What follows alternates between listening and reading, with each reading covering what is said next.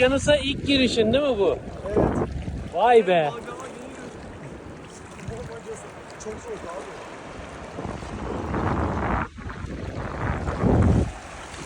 abi. Emre, hangi okyanustasın bir söyle. Pasifik.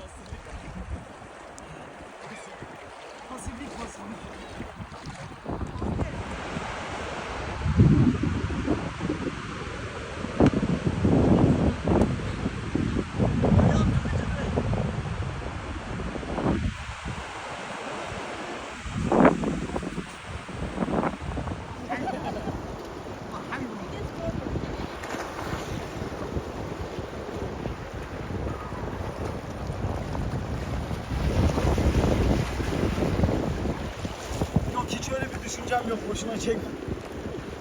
Hadi atla. Hey dur, ısınmam lazım şu an.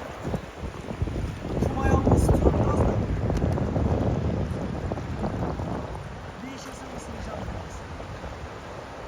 biraz. Kayıt altındasın şu an.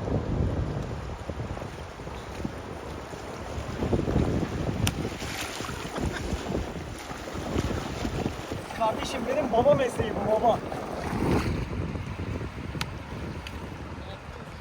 Havadan direkt rovaşata. Heh. Yapışıyor. Ben kendim yapacağım.